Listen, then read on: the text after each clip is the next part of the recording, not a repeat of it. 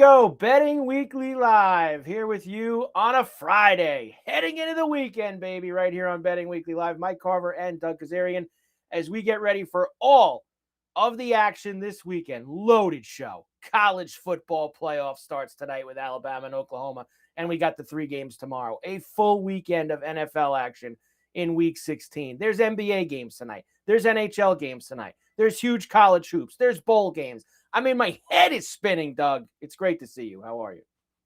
This is what we wanted, right? This is why we were complaining, and many others were complaining about teams that were in the playoff, because we wanted games like we have tonight. Maybe not rematches, but this is what we wanted. We didn't want these monster spreads, and we want this stuff decided on the field. We'll get there eventually, I think, as a college football fan world. We got to tweak some fine print, much like we did last year with the automatic buys and stuff like that. Yeah. But it's not just that, as you alluded to. We got everything going on from hoops to hockey. And you know what? We did really well last night. So we're seeing the ball well. Great game in Seattle. I have a buddy who was at the game with his father, Wow. 50-yard line seats, big Seahawks fan, and they left early. And on their way out, they were getting heckled. And sure enough, at least they have a good story to tell. That was an incredible game. I mean, we would have to probably spend 10 minutes alone just trying to go through that, because the wildness of it, that 2-point play obviously is the play that's crazy about that Rams-Seahawks game last night, allowing the Seahawks to tie the game. And then you have them going for 2 in overtime, which we always love to see. Hopefully you have, of course, Seattle money line like I did and didn't lay the 1.5. You always got to do that, Doug. And remember, I saw you tweet this out also. At one point, Stafford was like minus 1,200 for the MVP, and that number got moved down quite a bit. And it's great. It's basically market hours. And people who don't know betting are like, oh, what degenerates are betting. It's like, this is like the market when you're buying a stock middle of the afternoon on a Wednesday. That's what you're doing. So I think minus 225 is excellent value. I just think Stafford, what his stat line is. Look, with that being said, it's unlikely they win the division, and thus we haven't had a non-division champ produce the MVP since 2008. I get it, but this is a unique year. Rams play at Atlanta on Monday Night Football next week, and I think with all the gushing of Troy Aikman and Joe Buck, I think he'll be able to seal the deal. So I think it's just too much to overcome for both May and Allen. I think more so May. He's kind of out of it, to be honest. Yeah. But Allen, it's just the voter fatigue, repeat, that kind of stuff. I just think everyone's in love with Stafford. It's his turn, 37 years old. He leads the league in passing touchdowns, passing yards, passer rating. He's certainly a worthy candidate, and then some. I don't think he should be punished for his team's defense when he goes for 457, 3 touchdowns, and no picks. Yeah, really good night for Stafford and for Puka Nacua. Of course, he went off in the game too. And the Seahawks now in the driver's seat, but certainly not a lock to get the 1 seed in the NFC. They still have the Niners to deal with in the last game of the season. So should be fun the last couple of weeks there. We got a lot more NFL to do later here on Betting Weekly Live. But we got to start with college football today because the college football playoff is here. But we have a game going on right now, Doug. The Gasparilla Bowl at the Pirate Ship in Tampa. 24-7 NC State leads Memphis right now. They are very late in the first half, under 2 minutes to go. Live number of minus 17 for NC State and a 61.5. I am on that over 56.5 for the game. That was it for me here. Touched on it yesterday. I said, NC State had potential for a blowout here. Memphis could roll over. They were thinking CFP down the stretch of the season, lost to Tulane, then ended up finishing with 3 straight losses. And this was a team that could kind of fold like a cheap suit. NC State jumped out 21-0, then 24-0.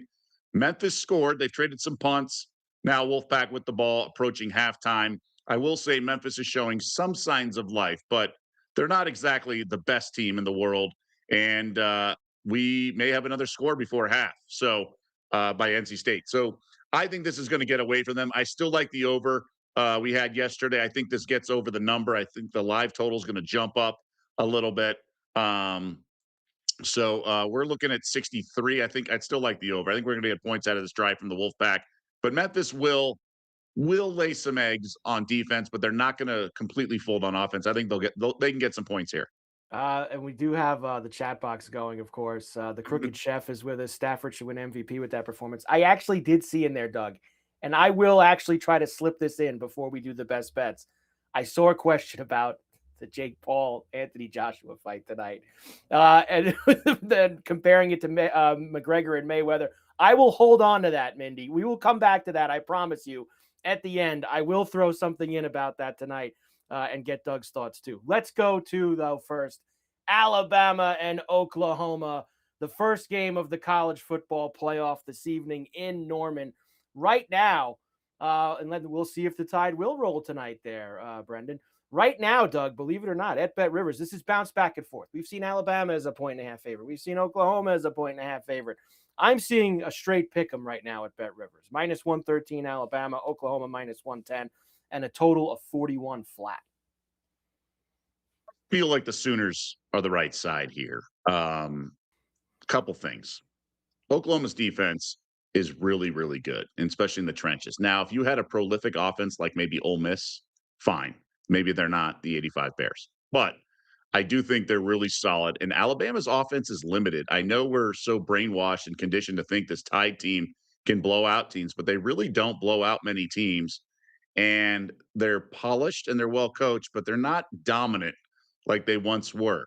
I also think their quarterback's banged up, and a lot of people are talking about the back injury potentially of him and Simpson. And I also think OU can get enough going offensively. If Mateer keeps getting healthy like he has all year, we haven't seen him play in a few weeks. I think Sooners offense could be a lot more competent than we've seen in some of these games. So I like Oklahoma like 24-10 kind of thing, 24-13. So I like it a little under, but I do like the Sooners here. I've come around on them. It took me a while to warm up to it. I think the market is telling you the Sooners are the right side with where the steam is and things like that. Look, it's a home team at night. This is a tough kind of ask at Alabama, and their coach is rumored to be interested or want out of Tuscaloosa. That can help. So I think I don't think Venables is as good of a coach, but I think he's a great defensive coach, and I think we can offset that coaching edge for the Tide. And he's a good defensive coach. Remember, he's beaten Alabama twice now. He held down Jalen Milroe last year too, and that was a bad Oklahoma team that beat Alabama in that spot. So Venables has had some secret sauce against Kalen DeBoer's Alabama teams the last couple of years. I'm with you, Doug. I feel like if this game was last week and it was a week after the matchups came out, I feel like I would have been on Alabama. A lot of this, beating a team twice, stuff like that. But as the days have gone on and we've gotten a little closer to it, I'm like you. I feel like now I'm on the Oklahoma side. Like all these things are starting to match up towards the Sooners, and you throw in the DeBoer stuff. It's Oklahoma for me tonight. And I like where you're thinking with Mateer. I'm buying into that too, that 3 weeks off for him to get himself right in that offense. Sooners tonight, Doug. Let's go. Not a big play, not going to be my best bet or anything. I really having a tough time with all these spreads in the first round, but I'm warming up to it. Let's put it that way. Yeah, warming up to it indeed. And that total is tough at 41. You said you kind of lean to the under.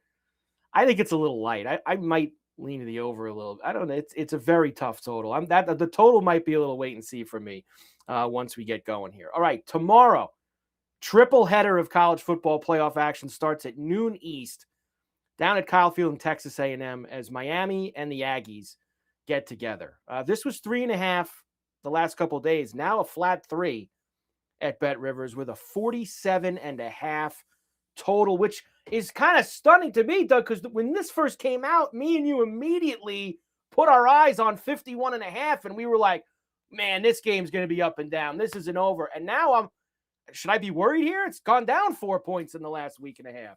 I know, right? I think weather. No, isn't that the issue here? It seems like it is. I mean, I looked the other day and it didn't seem it was going to be that bad. Didn't seem like it was going to be that cold or that wet. And things could change fast with the weather, as we know. I got 67 and fair right now. That's never know with the Weather Channel, Doug. I mean, they could be wrong. Yeah. Well, what a life those guys have. Just be wrong all the time and still be considered good at your job. I cannot bet under in a Texas Wow. A&M game. I just can't. With you know Optimus Prime and all that, they just let it rip, and their quarterback is awesome in terms of like throwing his body everywhere, not afraid of contact. Um, they weren't great against the spread, but they were great. I believe over unders 8-4, so 8 of 12 games over the Yep. total, and we saw that. But a lot of times that was like South Carolina with the big league flat spot. I think this is going to be a pretty intense defensive fronts are also both sort of highly praised on both sides of the ball. But Carson Beck has experience in big games. I'm not too worried here. The one caveat is how early of a kickoff it is. And you might say, hey, don't they play early all the time? In this kind of time. Yes, yes, but we had some marquee games down the stretch, and the noon could be a little sluggish to start. That's my only concern here. But over is the play for me. Over's the play for me too. I ain't as scared, Doug. I'm not getting scared off as much as it's Good. it's making me nervous that it's gone down a little bit. I think maybe that's just better for us. Now we get a little 47 and a half, nice 24-24 game in the fourth quarter, and we don't have to worry about it anymore. Get right on that 48 right out of the. And I kind of like Miami to win, Doug, a little bit. Yeah. I think they can go in and get the job done. I like 3.5 a lot better the other day when Chris was on and we were talking about it, but Right. I think Miami can win the game.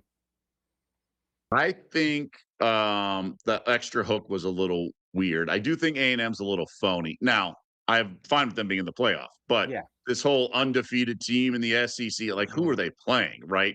I think they were a worthy playoff team because they beat the teams that they were supposed to, but by no means was this some dominant beast. I mean, we're talking about whatever it is, 18 teams in the SEC, and Yep. they kind of dodged the landmines that are some of the top teams. And they faced, like I said the other day, 4 teams that fired their coach.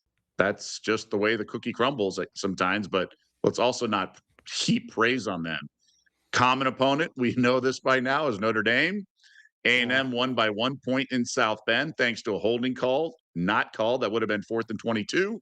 And then also a missed PAT. So who knows how this season could have unfolded. And obviously Miami won by 3 at home in the opening weekend of the year over the holiday. So I think this is going to be a great watch. I'll take the points if you'll give me 3, and I want no part of the under.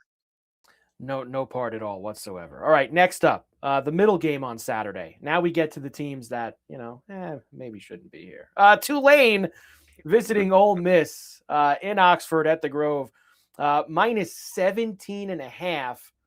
57 flat is the total. Of course, this is another rematch. Ole Miss beat Tulane 45-10 back in September. Lane Kiffin gone. Going to watch on the couch in Baton Rouge. Golding's the head coach now. Summerall's leaving Tulane. Lots of moving parts here, Doug, with a 17 and a half number.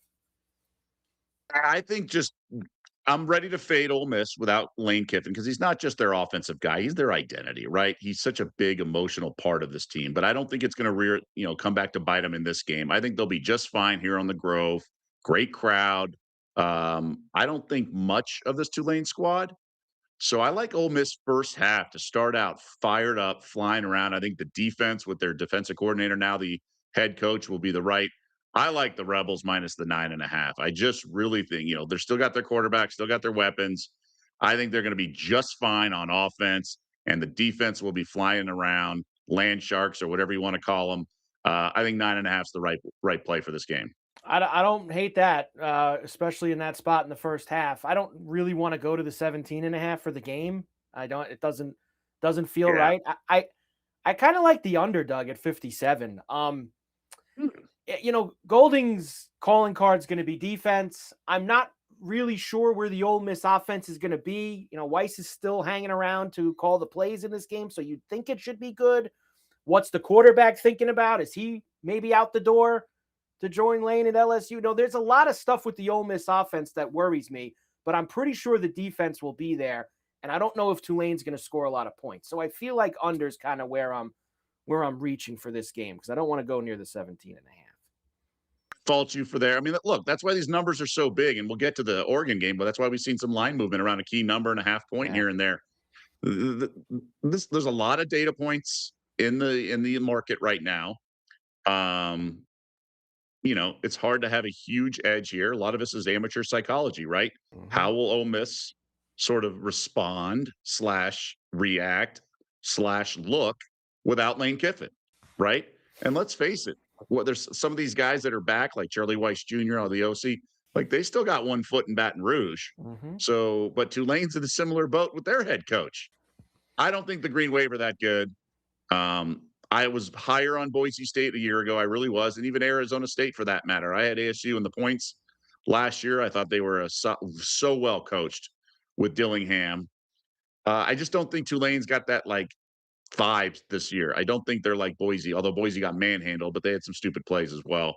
I like I lean Ole Miss, but I think it's too big of a number, so that's why I like the first half play. And this can kind of apply for the next game that we're going to talk about as well, because it's also a big spread. Remember, this is, style points are over too, right, Doug? I mean, these teams are not looking to potentially win by 20, 30, 40 points against a lesser opponent. This is now just win and you're moving on to next week. So I don't know if there's going to be point.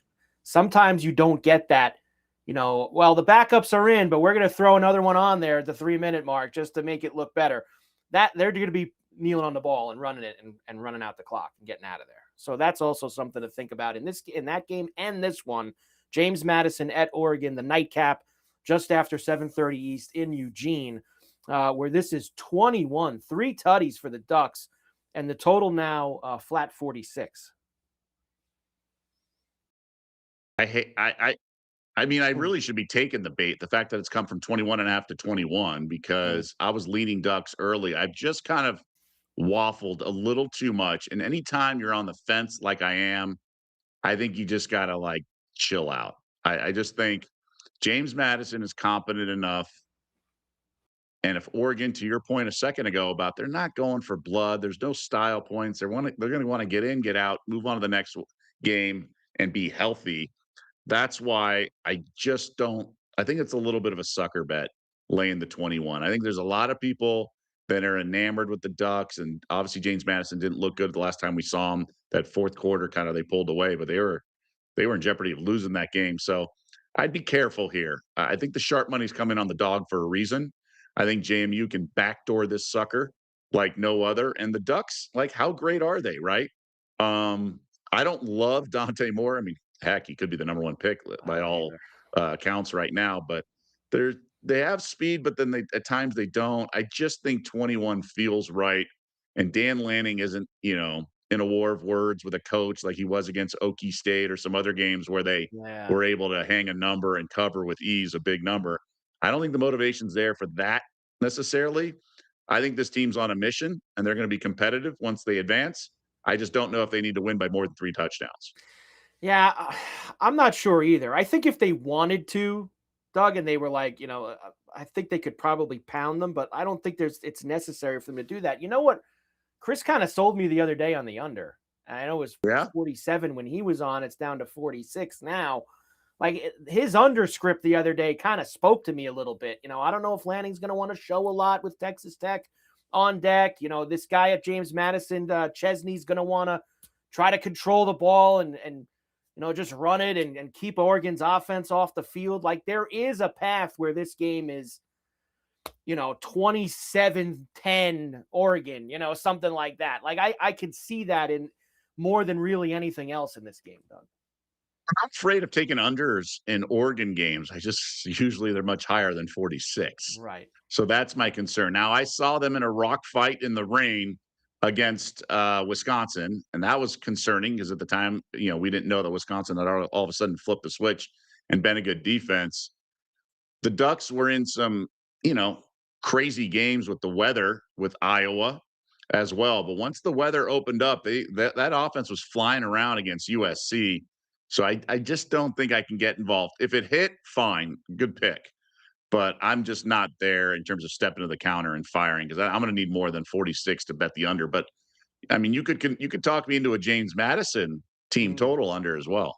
Ooh, we can maybe get. I'd entertain that. Entertain the James Madison team total under. So there you go. The college football playoff round 1 games this weekend should be a lot of fun. And then we'll get ourselves to the bowl portion of it in the quarters after that. They are at the half in Tampa. 31-7 Memphis. Good for NC State backers. Good for the over. Very good first half. for all of those things down at the NC Pirates. State had a big quarterback run, and then the slug-o route, also known when we were growing up as a chair route. So they did the out and up, and wide open, almost drew rain. The quarterback just threw it up because it was wide open. And then somehow Memphis couldn't do anything with about $1.20 to go. There we go. I think it's going to be right around this number. What is the second half total? Have we posted one yet for the Gasparillo Bowl? I think it might be around like Memphis 2.5 or something like that. I am about to quickly. Sorry, the other way. I would do the other way probably. Oh no, it's Memphis -0.5. Okay. Yeah. I don't know. So the over/under of 64.5. So it's 38 right now. So you're looking at 26.5. So 65.5. So 27.5. That feels right. That feels right. No need to get involved for me. If I was locked in like I will be tonight with Alabama, Oklahoma, and I would probably go in for more, Doug, but I'm perfectly fine with my over 56.5 and just continue to root that in. I don't need to get any more in depth with the Gasparilla Bowl here tonight. All right, before we get to the NBA, if you have your eyes on a plus money bet at Bet Rivers, Betting Weekly is giving you a little pizza money to lock it in. How about this? Use our pizza money bonus code. Betting Weekly 1218. That's right. Betting Weekly 1218. You see it on the screen right there to get a $10 bonus bet to use on any plus money bet at Bet Rivers. Betting Weekly 1218. You have until January 11th to redeem the code at any U.S. Bet Rivers sportsbook. Good for one bet for eligible players only. Must be 21, of course. Gambling problem, call 1-800-GAMBLER. But the pizza money, how about that? The pizza money bonus code at Bet Rivers. Getting involved. I love that. I will now have I got one in the NFL coming up. Doug's got a pizza money in the NFL. I love pizza money bets. Those are my favorite. All right, NBA. 5 games tonight. Let's start at the Garden, where the Knicks, after rallying in the second half against the Pacers last night, good job with the first quarter last night, Doug. Good job with the first quarter because Indiana came out and smashed them in the first quarter, but the Knicks did rally in the second half. Knicks come home -6 against the Sixers. 230.5 is the total. Sixers is the only side you can play. Now, you're right. They showed me something in that game, they being the Knicks. By the way, was there any doubt the Knicks were going to go for a three-pointer down 2? Yeah. I mean, they were sucking wind and everything. And I mean, it's just amazing. I'd put 5 guys on the 3-point line and play for overtime. It's almost like letting them score in the football. It's like, let them tie the game, and then, you're going to get them in overtime. But I don't know what the status is of Josh Hart. He is probable. And Towns did not play yesterday. He's expected to play tonight.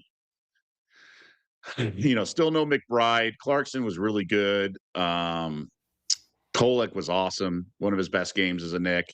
I still think they're on fumes right now, man. I think you got to play the Sixers plus the 6. I know it's the Garden. I know it's Friday night. Don't they have like a celebration today? They're doing the whole pregame, bringing the cup out there. Everyone tip the cap, get the big wave from the crowd, all of that stuff. No banner, but they'll bring the cup out there. So let me ask you, like, don't they bring a wad of cash out, not a cup? Like, just like celebrate what you won? No, it's like in dodgeball with Vince Vaughn, where they bring the treasure chest out at the end after they win. That's what they should do. Bring the treasure chest out with all the dollar bills, $100 bills coming out of it. That's how they should finish the actual trophy, right? The actual trophy. So if we're thinking this way, and this is, of course, 3rd game in 4 nights in 3 different locations for the Knicks, is this potentially another first quarter? Can we do Sixers first quarter tonight, getting them out of the gate?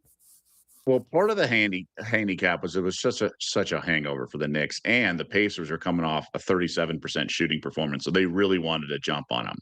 I don't know if we get that here. I think I certainly wouldn't bet the Knicks first quarter. I think 6 is just such a nice number, with 5 being the most common margin of victory in the NBA. Right. That I think I'm just going to play the game line at 6. I mean, the Pacers did cover first quarter, first half, and game. They didn't get the money line, but they got the other, spread, all 3, the wheel, as I like to call it. But, Knicks could start strong. I thought the Knicks looked strong. Once they dug themselves a hole, 16 or whatever it was, they came back down by 8, after 1 or something like that. So I would just play this. I mean, there's a fatigue too, right? The gas Yeah. tank could be on empty in the second half. So unless you have an angle on the first quarter where the one team is really motivated and the other one's flat, then fine. But for the most part, I'm just going to play the 6 here because I think the math says 6, but the angle and the fatigue and everything says underdog. Okay, then let's do it. Full game with the 6 for the Sixers tonight. That game is on Prime. That is the first game of the Prime doubleheader. A guy called A. Hi, Bo. Thanks for the Pacers first quarter tip yesterday. I thank Doug as well because I took the Pacers first quarter off of Doug's recommendation, and I had it in a nice little parlay that hit last night. So thank you, Doug. Next up Too for bad it you. wasn't my best bet. I got hosed on that one. Oh, what was that? A half, right? We missed that by a half. Man, they had like 15 points right away and then couldn't score. I saw they scored fast, and then the Wild came through for us at the end in Columbus. Let's go next to the second game on Prime. Prime doubleheader tonight. OKC in Minnesota against the Timberwolves. Thunder right now -7, 232.5 the total.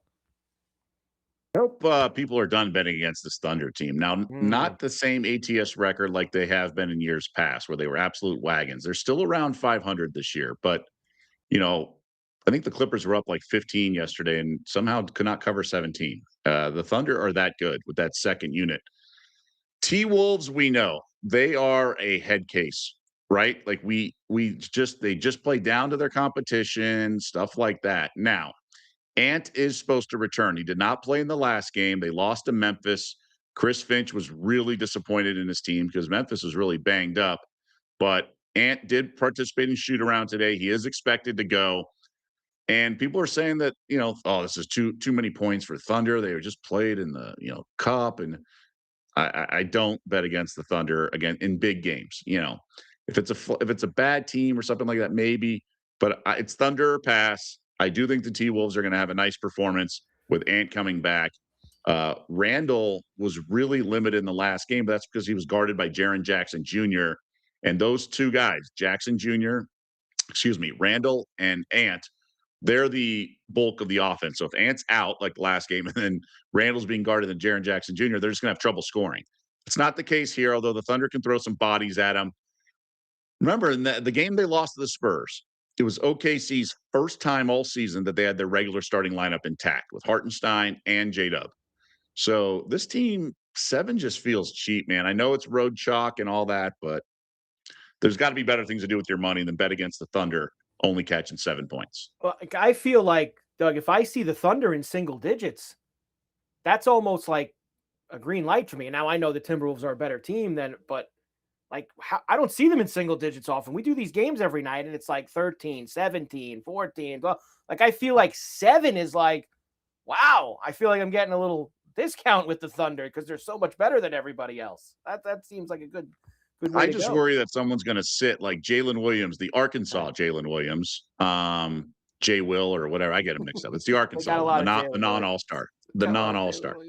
I get nervous who's playing and whatnot, but man, this team's loaded. Obviously Minnesota can play them tough, right? They're built a certain way with the length and everything. Gobert mans the rim and all that, but no need to get involved for me. Elsewhere tonight, second leg of a home and home between the Bulls and the Cavs. So they played in Chicago on Wednesday night, had that second quarter under in that game. Tonight it's in Cleveland, -7.5 and 240, another big total. Yeah, I mean, look, the Cavs were like 4.5, 5-point favorites at Chicago. We realized that was a stupid line, and they're 7.5 at home. It's Bulls or pass for me, man. This Cavs team, especially without Mobley, just not the same. They're the worst team, I believe, in the entire NBA against the spread. Now, if they're not the worst, they're one of the worst, right? I'm going to go back to under 58.5 for the second quarter. It was my best bet the other day. What happens is the substitution patterns, and when Cavs have guys out, the second unit, which starts the second quarter usually, is really a drop-off. Now, the Donovan Mitchell did play the start of the second quarter, sat out like a middle 3-4 minutes. So either way, you're getting reduced time of some of the big players. Now, the Bulls are pretty good offensively. That's a concern of mine, but 58.5 is a big number. So that's the only way I got to play this, under 58.5. Going back to it. I love it tonight with the Bulls and the Cavs in the second quarter. The Heat are in Boston against the Celtics. Celtics -7, 232.5 the total there. Yeah, I'm kind of done with this Miami team. They played with their food a lot and then did cover somehow, even though it was like a 2-point game, they won by double digits like late. Um, I don't think they're that good. I've kind of cooled on him. Pell Larson's out. Tyler Hero rested yesterday, was supposed to play today. He's out. They did get Norm Powell back from injury yesterday, but there's just things a little too off with this team. Drew Smith was getting a little too much playing time for my liking. Kalel Ware looks a little lost playing outside alongside Bam. I don't know. They're so well coached. I think Celtics money line, like they've turned a corner. They're making a push. The Heat are on the back to back. Heat were a little too lethargic yesterday for my liking. I think Boston and some money line parlays, things like that. I think there's value here, Boston, just to win the game.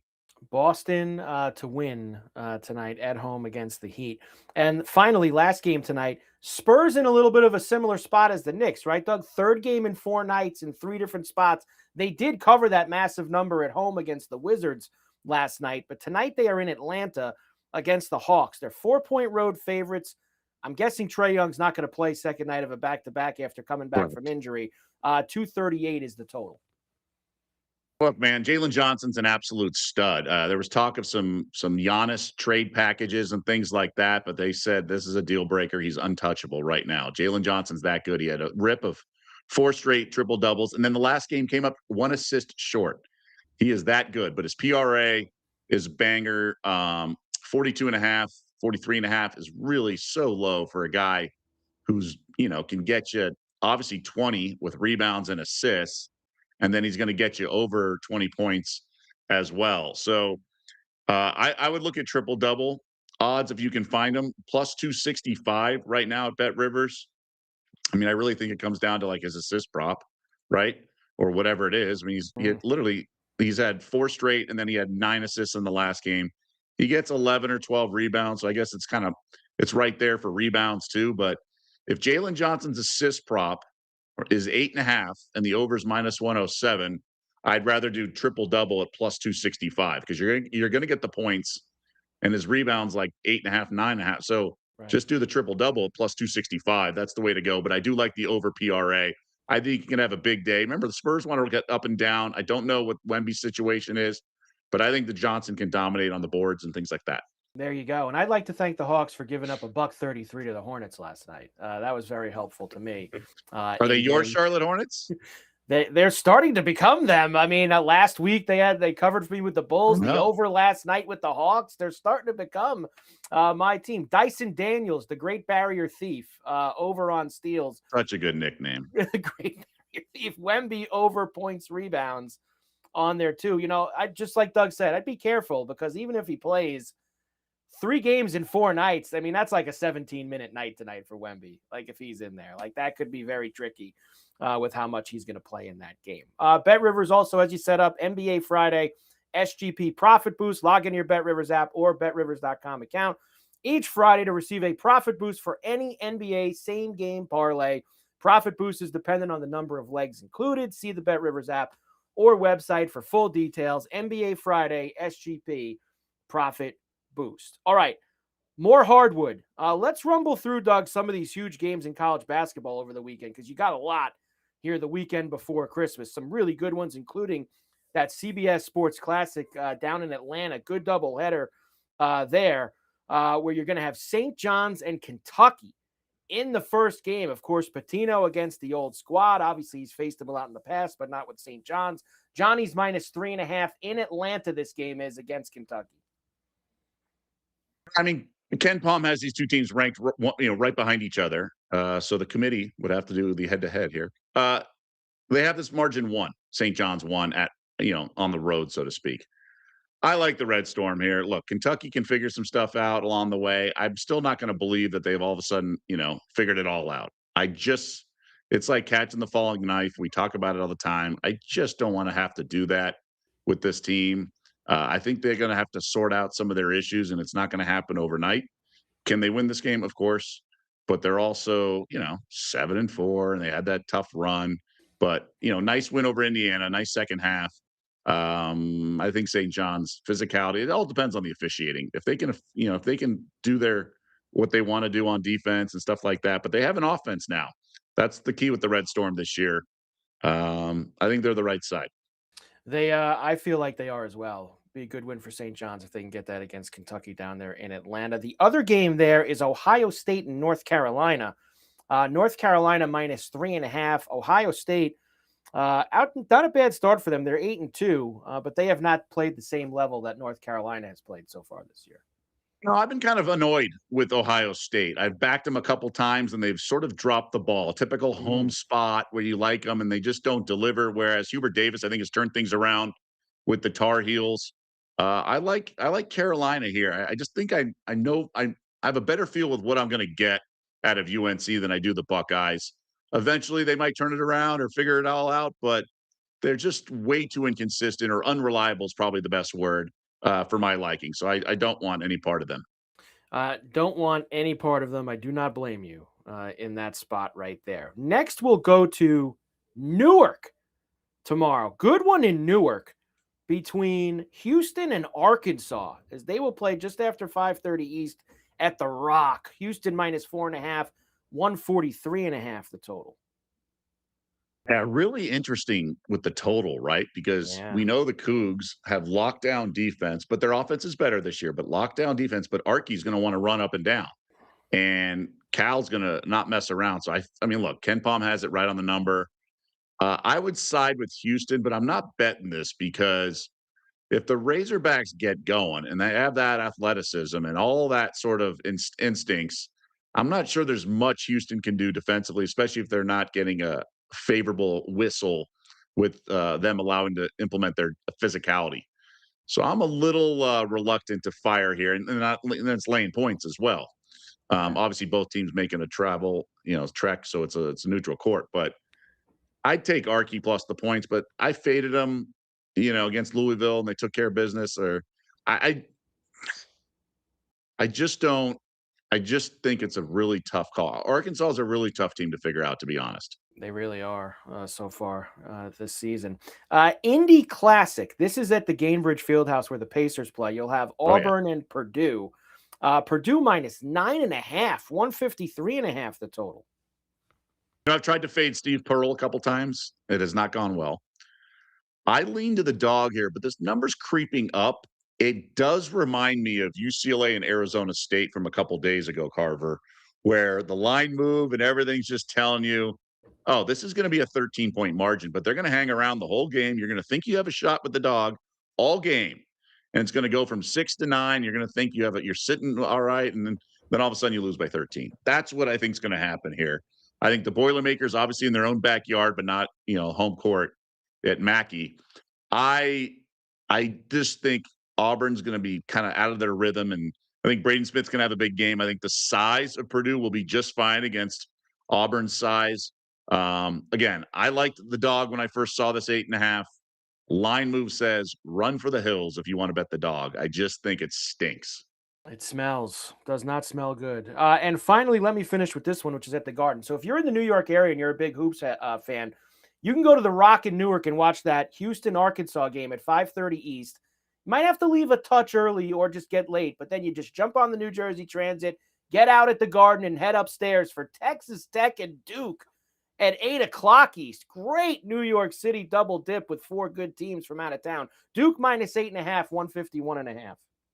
This number's too big, man. I know Duke's covered some big numbers early in the season, even at home. I just think it's too much. These guys are freshmen, the Boozer twins and everything, especially the main one. I just think Tech's so well coached and so buttoned up on a neutral court, man. Like, would you be stunned, Mike, if Texas Tech won this game? No, I would not. I would not be stunned. I'd be surprised, but so I got to take the points here. There you go. A really good weekend of college basketball. As far as tonight goes, Doug, you do have a Big East game with Seton Hall and Providence. You do have Wisconsin and Villanova in the Milwaukee Hoops showdown. You have got BYU laying a massive number against the mighty Abilene Christian, FAU and St. Mary's. So, I mean, you got a couple games tonight. I got one for you. If you want to dip your toe in late night, FAU first half. So it's a big travel, a lot of travel, 3,000 miles away. But That is a big trip. I think St. Mary's is a fade. I think they caught a lot of breaks early on with their schedule, and they're kind of a bigger name for anyone who follows college hoops. I just think the travel spot made their results look really good the first little bit. I think FAU's size they're going to pound the glass. I think they're going to keep this inside the number. I like first half a little more. I think they're going to jump on them. There you go. Well, FAU first half tonight as well. A good weekend of college basketball. All right. Of course, if you like what you see, as you should, make sure you follow the Betting Weekly Studios channel on YouTube. You can check us out on Betting Weekly Live, and also all of our other shows, including released earlier today. Betting Weekly Extra Time.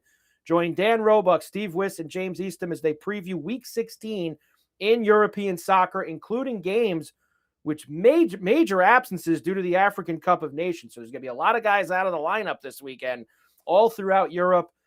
Dan, Steve, and James got you covered there. Betting Weekly Extra Time. Make sure that you check in with that. All right, we press on, Doug, because now we got to get to the NFL. Big weekend, 2 games on Saturday, full slate on Sunday. We talked a little bit about Rams and Seahawks earlier. We'll kind of sprinkle any injury stuff in as we go through each of these games. Let's start with the big game on Saturday night. Green Bay and Chicago at Soldier Field. Bears right now at Bet Rivers -1.5, 46.5 is the total. Lots of implications here, Doug, as we know, as we head down the stretch. Reminds me of that old Yogi Berra kind of anecdote. It's like stressing about the Red Sox. Like, down, we've been beating them for 80 years. Yeah. I do like the Bears here, but a couple concerns. One is a very sharp better really is on the Packers. So that he's a friend as well. He's got me all at least second guessing. Like, look, these guys don't bat 1,000. I get it. I don't bat 1,000. I get it. But it's just given me a little pause. Odunze's out. Swift doesn't concern me a little bit because they got some depth at running back. But the injuries, I think, mounting too much for Green Bay. The Parsons injury, obviously most recent, but Watson, Jacobs, Kraft already out. Like at some point, the Packers are going to be a shell of themselves. And in general, anyone who watches the show knows I'm not the biggest fan of this offense, whether it's Love, whether it's LaFleur. And I think the Bears, everyone's sort of, I think everyone's infected by their early, lucky wins. Everyone thinks not all of their wins have been lucky. No. Some have been, yes. But I think this Bears team, this is what happens when you get a competent coach and a staff that knows what they're doing, and they're not as opposed to the Raiders, right? And so I think Ben Johnson and company have Caleb Williams. I mean, Caleb Williams has been awesome, all things considered. And they've they definitely righted the ship. And the question is, can you lay 1.5, right? And this is what Steve's saying here. The Bears team's waiting to get exposed. Yeah, but I'm not so sure. No, I'm not so sure. I was on the Browns last week. Okay, never had a chance. But that's the thing for me, Doug. We keep saying this, waiting for exposed stuff, but I feel like the last 3 weeks is what should maybe make you think the Bears aren't fraudulent. They crushed the Eagles in that game on Black Friday. They didn't get blown out in Green Bay. I mean, I know it was a 7-point game, but he was open right there. They were going to go for the win. That they should have covered, if nothing else. DJ Moore was right there. And then they did last week what you're supposed to do against a bad team at home. They beat up on the Browns. I mean, we all thought, Bears, 7.5, here we go. And they crushed them. That's what you're supposed to do if you're a good team. So I'm kind of getting on the bandwagon a little bit here, and I'm going to take the Bears on Saturday night with you. I mean, I'm not like a full-blown, I can't wait to to bet it, but it's definitely the side I'm probably going to be on for this game. Sunday, Chargers and Cowboys in the early window, 1 p.m. East. Now, the Cowboys will probably be out, Doug, by the time this game starts. Eagles in Washington is Saturday afternoon. You'd like to think that the Eagles are going to take care of business. That would eliminate Dallas. This is still Dallas -2 and 49.5. Yeah. First half over. I mean, they've gone all but one game this year. Okay. I think the Chargers should be favored. So this feels like a sucker bet to have the Chargers, but going back to the game line. I'm coming at you. First half over 24.5, just blindly bet it. The Cowboys defense stinks. Their offense is really good. Just let it up. But the Chargers should be favored here. But with all the injuries, flat spot, I mean, they've had a couple big wins in a row. Got the hand injury. maybe the Cowboys sort of play loose because they've been eliminated. I just can't get. I think first half over is the way to go, but I also don't want to see Trey Lance play either. It would be If I have the over bet, it's probably the only way to play it is that first half over. Like it just these Cowboy games at Jerry's World have all been plenty of points aplenty in every single one of them. this is the turf, Yeah, it's got to be the way to go for us with the first half over. Bucks and Panthers, big game in the NFC South. They do play again in 2 weeks, so they're playing twice in the last 3 weeks. The Bucks have had a miserable run the past month that have put them in this position. The Panthers are 1 week on, 1 week off. You can never figure them out. They are catching 3 at home with a 45.5 total. Throw your hands in the air, Doug. I mean, what do you? No, I the Panthers really let themselves down, right? Off a bye, they blow that game to the Saints. I don't know if they have the maturity, the professional maturity to pick themselves off the mat and handle their business here. I think the Bucks are due to go in and take care of business. I really do. I got to lay it the 3 here. It's dangerous because the Panthers are such a better team at home, but I gotta imagine they're pretty deflated. I mean, they have to win both meetings with the Bucks in order to win the division. One would have been fine, but they blew it last week, and I just don't. I don't have faith in them. I mean, look, when you lose to the Saints twice, you really have no kick. Like you can't. There's nothing you can say. You lost to the Saints twice. It's really tough to say to be upset with yourself. And you're gonna have to beat them twice, including the last game in Tampa. That seems like a lot to ask for. Got to lean to the Bucks in this spot, and I like a prop in that game in a little bit because Baker and Mike Evans they always beat up the Panthers. So I'll get to that. Need this game. I mean, at some point, the Bucks are going to look like the team that we all thought they were going to be and go for the. Remember there was like talk of Baker MVP. There was talk of 1 seed. They've lost back-to-back games. I think they're going to come and bring it, even though look, they lost back-to-back games. We all know what their coach said after the Thursday night loss and everything. I think they're going to be pretty buttoned up and everything and take and handle their business, bring their lunch pail to work, sort of thing, so to speak. Business-like from the Bucks on Sunday. Jags are in Denver against the Broncos. This was 3 all week until today, Doug. Now 3.5 for Denver, 46.5 total. That number felt light. I know there's regression at some point for the Broncos because they've won whatever it is, 11 in a row, but the Jags aren't that good, right? Like this isn't the Ravens at Denver or something. I think 3.5 is the right number. Jags, we're going to learn a lot about them. They've been beating up on some bad teams like the Jets, 5 touchdowns for Lawrence and then 1 running. I even texted a buddy. I said, is Trevor Lawrence in the MVP conversation? And my next text was, I feel like an idiot for even asking. I think the Jags might get a rude awakening here with that defense because they've been so shaky, but I'm not in a rush to lay it. Bo Nix was good last week. Not thrilled to be laying 3.5. 3.5 is the right number because it was 3. I was definitely on them. Yeah. But the Jags have been in some crazy games. The total seems high, but maybe not because it's Jacksonville. The Jags are in a dogfight for that division. So I think it's a really tough game. I mean, this is why betting the NFL, this game embodies like why you have to pass on NFL games. I just think this is the poster child for that. Yeah, especially since the Texans, who are trying to chase them down, they're going to be playing wiffle ball with the Raiders at home. So that's bye week. It's like, yeah, I mean, really is as you come down the stretch. These are important games, that's for sure. Sunday night, the Patriots are in Baltimore against the Ravens. Ravens -3, 48.5. I'm really interested, Doug, to see how the Patriots respond after blowing the 21-point lead against the Bills last week. We know the Ravens needed a lot more than them. Splaying out, Carlton Davis questionable in this game. Interesting spot for New England after coming off the loss to Buffalo. I like the Patriots here. I think getting the full 3 is nice. The Ravens, they had an interception around the goal line. It was a weird week for the Bengals. Like, I don't know if Baltimore's back, so to speak. I would say the Patriots +3. Look, they're well coached. Talk about bringing your lunch pail, business-like. I think this is the right approach here, the Patriots plus the 3. No way. I'm sick of this Ravens team. Lamar hasn't looked healthy. I'm not laying 3. No, thank you. Not laying 3.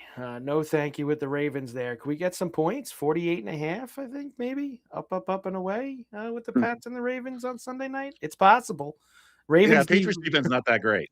And the Raven defense has been known to play some of these games Correct. in the high 20s and 30s. So I think that an over could be a good spot there. Before I do the player props, Doug, let's do any other additional games. I know you've got one. I'll give you me. I think the Lions are going to hammer the Steelers. I'm in on the Lions this week. I've talked myself into it. I can see that. They need the game so much more than Pittsburgh does. You're coming home off a loss. They're inside. I don't think the Steeler offense is going to be able to keep up with them in the game. So it's Lions laying the 7. You know, I know there was some 6.5. It's 7 now at Bet Rivers. I'm not scared. I'll go with the 7. And I actually think, as much as these Eagle games have been unders, I think we can get an over in the Eagle-Washington game tomorrow in the early game. I think we can get some points there. I mean, when teams are eliminated like Washington, I think they're playing a little loosey-goosey on defense. You're going to get some aggressiveness out of the play calling. And Mariota's fine as a backup. He's practicing all week with the ones. No issue with that over at all. Kansas City and Tennessee, of course, has been a lot of discussion this week. Mahomes finished. Chiefs are finished. Going to this Titan team, which, as we know, is horrible. I honestly think, I make this joke. It's WTF, like what the F? Wrong team favored. I don't understand how the Chiefs are favored with Gardner Minshew. And it's not just that. They're completely crushed. I mean, Kelsey afterwards didn't have interviews. You guys, now's not the time. Like, you go to the AFC Championship game, it's like 6 straight years. What do you think, like, the level of intensity is, at practice, and then going to face the Titans? Do they care about this game? Now, this is not NBA where you might roll over and lose by 50. Obviously, everyone's playing for contracts, but I mean, do you think Andy Reid's like drilling them at practice, pouring over game film? I mean, he's kind of checked out. He's the second oldest coach in the league. I think they need new blood on that staff to invigorate them. I think there's a meeting of the minds in the front office all week with the Mahomes injury. It's a horrible, horrible spot. And I think Titans like -6.5, alt lines plus 350 or whatever. I think this is the game where odds makers have absolutely no idea what to make the point spread. There is no power rating for this Chiefs team off just getting eliminated after 5 or 6 straight years to go into the AFC title game, and then having Patrick Mahomes blow his ACL, and then you got Kelsey ready to retire. It's just a mess of a locker room. The Van City Canuck asking, do you think Sam Darnold has a shot at regular season MVP? No, I think Doug laid it out pretty good. This is Stafford. And if it wasn't him, it's Mayer Allen. There really isn't anything down the line beyond those 3 at this point. 3 tutties, as I usually do for you, Doug, on Friday. 3 touchdowns for Sunday. I will give you. I like Ladd McConkey for the Chargers, basically because the Cowboys seem to always play in these. You are over in the first half, high-scoring games. I think Ladd McConkey, we can get him in at a good price, 150. Mike Evans destroys the Carolina Panthers in his career. Obviously, this has been a long career for Mike Evans. He's done a lot of work against everybody, but he really beats up Carolina, plus 150 for him. And the Bills are laying a big number in Cleveland. You've watched the Bills the last few weeks. They get run over all the time. Even in these games they win. Quinshon Judkins at plus money, which he's usually in minus, plus 118 for Judkins to score no matter what happens in that game. They'll get some rushing on the Bills. I like it. Jug dish. Yeah. I always think of Jug Dish and Animal House whenever I see Quinton Judkins' name. Judkins there. NFL Week 16 for us. Okay. Hockey. Only 5 games tonight for us in the NHL. But I've got a couple of things for you here in them. First of all, the TV game on NHL Network is the Canucks and the Islanders. The Canucks, of course, are in town. They've been hanging around New York City for a few days. Remember, they beat the Rangers at the Garden a few nights ago. Now they go out to the island to see the Islanders. Islanders have played well, Doug, but I can't lay 150 with them. I can't do it. I can't bring myself to it, to lay. What's their nickname of the home arena again? Well, the UBS is now, it was the barn in the old place. Now Barn. they I call this almost said the one, barn. now It's the barn stable. 2.0. It's the Nah. stable Oh, it's now stable. because they're Okay. at Belmont Park. So that's the Okay. stable, barn to stable, all of those things. And I don't even think we could play the over because the Islanders, they don't play overs anymore. Remember, we had a long streak of Islander overs, and now every game's like 2-1, 3-2. So I don't even think we could go there tonight. Canucks and Islanders to get things off. But here's some places we can go. Really good game in Sunrise. Hurricanes and the Panthers tonight. Two of the best. Well, the Hurricanes, as we know, are the all-time great regular season team. They never do anything in the playoffs, but the last few years, they just rumble through everyone in the regular season. Into Florida. Hurricanes have a back-to-back starting tonight and 3 of 4 with the Lightning tomorrow. They do, Scott. And the Hurricanes have been on fire, Doug. I believe Hurricanes come into tonight winning. Let's just see here. They think it's 5 in a row they're at. 5 in a row, 8 out of 10. They're excellent.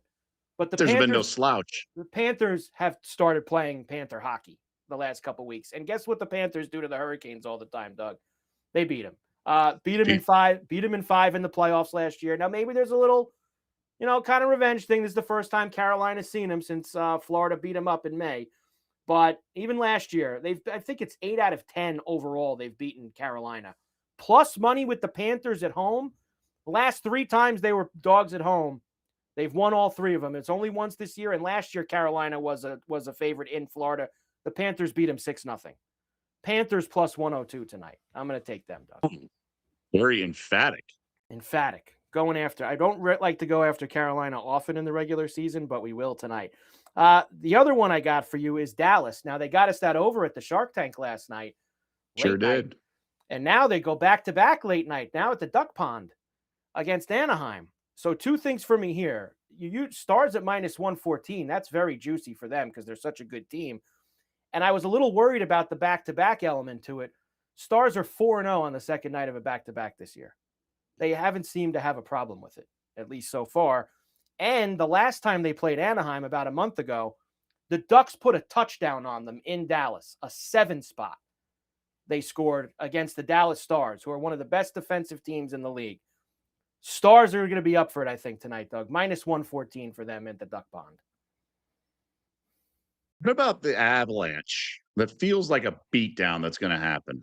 I got no problem. You want to alt the puck line to 2.5 tonight? You want to go? I think puck line 1.5 is fine. Minus 104. Minus 104 for the. I got no problem with that. Jets have had all kinds of problems. Colorado has been, as we know, the best team in hockey. We can get a beat down tonight. How about a Colorado? Do Colorado team total? No, team total is what you do is when you think the other team's going to score. Yeah, I think you're better chance of winning 2-0 or something like that. I would just lay the 1.5. This could be 4-0. This could be 3-0. This could be right in that area tonight. I don't mind that. Minus 1.5. I think we're going to do a line change here for my best bet. I think we're doing Avalanche. Avalanche puck line tonight. There you go. Thank you for reminding me, Doug. I have to put mine out there tonight. My apologies to the graphics team for the late switch, but now I don't know if we've done this before, and we're getting ahead of ourselves. Well, this was my MO at ESPN. Like I changed my best bet 3 times during the hour show. I don't. So, little bit of a head case. I'm not sure we've ever done double hockey. That's all I don't need think is we've the ever end result. done double hockey for the Daily Double. And on a night where we get the college football playoff and everything else, we're going to end up doing double hockey with 5 games. The other game is Jersey's in Utah against the Mammoth. If you're interested in that game, you do have that tonight. Devils plus minus Mammoth stink. They probably shouldn't be minus. Big win. Devils coming off, or sorry, big game. I should say they blew the 1-0 late lead. Yes. Sorry, they won. Won in the shootout. Won the shootout. They won the shootout. Devils right? did win the shootout. They got the win in Vegas. So I think the Devils are better than the Mammoth, even without Hughes. So, but it's not. I like the other games more. I like Florida and I like Dallas a lot more than the Devils tonight. So before we get to best bets, there was a bunch of questions in the chat about this, so I think we're obligated, Doug, to at least mention this. This farce tonight, Jake Paul and Anthony Joshua, which is in Miami. As you know, I think it's on Netflix. You can watch it. Jake Paul's plus 750. Anthony Joshua's minus 1430. Doug, I've been outspoken about this. These are jokes, these fights. I thought this with Paul Tyson was fixed. I thought that, McGregor and Mayweather, yeah, they made it look nice for a little while, but I think that they knew when to, the signal was put out. All right, put him down now. I am real leery about getting involved in something like this because I feel like Joshua, if he wanted to, he'd kill the guy in 5 seconds. And he's not going to do that. So I'm a little leery with boxing matches like this. Well, Jake Paul's a real fighter. Is he the best in his weight class? No, but he's taken this and he's, I don't know, he's among the middleweights or whatever it is. So this is not like a concern I have for his well-being like I did with Mike Tyson. And hopefully we don't get the butt cheeks shot of either fighter like we did with Tyson in the last, hour before the fight, the last time we had one of these sort of fictitious matchups. I was heavy on Mayweather back in the day against McGregor. I knew the sharp. We saw one of the comments. I was all about the sharps. This was like free money. This is not. I think it is, but the minus 1400 range makes it an actual true money line, right? Like the last one was like minus $4. So I'm not as invested in this, and I'm also not as locked in with my people. But Jake Paul is a real fighter. Just Josh was like a pro. I was at that fight, Doug, the Mayweather-McGregor fight, and obviously I knew what was going to happen, but because I had, we went there, we did the show there, we did the show Thursday, Friday in Vegas, and we were there for the fight, and I had nothing else to do Saturday except what do you do in Vegas when you got no more work to do? I got after it. So you knew that after getting after it all day, one here, one there, one there, by the time the fight's rolling around, the Irish Catholic in me is going to bet the Irish guy in the boxing match. So I knew he was going to lose, and I still threw my money away. It was just great. I had a blast doing it. I saw Kyle put in there Joshua in rounds 3 or 4, which is, where did he have that? Plus 240 for Joshua to win in rounds 3 or 4. And I saw the fight to go the distance at plus 350. I think it's fixed. So I'm going to play fight to go the distance at plus 350. Because I think that, and it's only 8 rounds. Only 8 rounds. So you want to have some fun, Doug, with Joshua and Paul tonight. My only concern, handicap with these types of things is sometimes they do a certain outcome that invites a rematch. Right. So that would be my only pushback to thinking it's going to be a quick fight, things like that. I appreciate Kyle's expertise here, but Kyle knows. That would be my one concern is that these fights aren't in a vacuum, that there is a incentive for certain outcomes, and that's sadly part of the handicap. Should be fun. And I'll actually watch it because it's on Netflix. I would never pay for the fight, but it's on Netflix and I'll go. I think the moment they think Paul's hurt, the ref will stop it. We'll see. And you're really not going to pay for the fight? Are you one of those people who said they're going to move to Canada if Trump wins an election, then they don't move? What I'm saying is if it's a fight worth paying for, I would 100% pay for it. This fight's not worth paying for. I wouldn't pay to watch Jake Paul and Anthony Joshua fight. But if it's on Netflix, I'll watch. Just like the Tyson Paul one was. I'll go in and I'll flip it on about 11:50. Oh, that probably about 12:30 my time, right, Doug? Probably about 12, just after midnight for me. Although it's in Miami, right? You can't go off after midnight in Miami. There was such a delay last time. All right, best bets and the daily double for a Friday night as we've been rolling through here. Now we have so many things on the table. College football playoff, NBA, all sorts of stuff. Double hockey here, but let's go. I'm going with the Panthers. Money line tonight at home against the mighty Hurricanes. They've played excellent against them the last few years. The Panthers have started to get things rolling, winning 5 out of 6. Panthers plus 102, my best bet for tonight. I have minus 102 for mine, and it's also on the ice. I think the Avalanche are going to roll tonight, and sometimes you just have to play the square side, and that's what we have here with Colorado hosting Winnipeg. Jets have been on a tough run. As long as Colorado shows up, they shouldn't blow this. Now, the last time I liked a puck line, they were down 3-0, so proceed with caution, but I do think it's the right approach here, and I just don't have a good feel for the football tonight. the NBA is a little tricky. So I'm not going to force. I'm going to, follow my scent, if you will. Just go where the bets take me. Well, Panthers money line, Avalanche puck line, one of the juicier daily doubles we've done here on Betting Weekly Live. plus 298. Let's go. This will get us going for the weekend here. Plus 298, a Friday night daily double on Betting Weekly Live. All right, Doug, tremendous job. We got it all in. We did it all here in the past hour. We're set up for the weekend. NFL, We have college another football turnover playoff, everything. in this bowl game. It was a turnover on downs, 4th down for Memphis. Defense stepped up, so they got the ball back around midfield, down 24. First play, they ran some trickaroo, like behind the back pass by the quarterback, lateral fumble on the ground, shockingly, and then NC State recovered. So late third.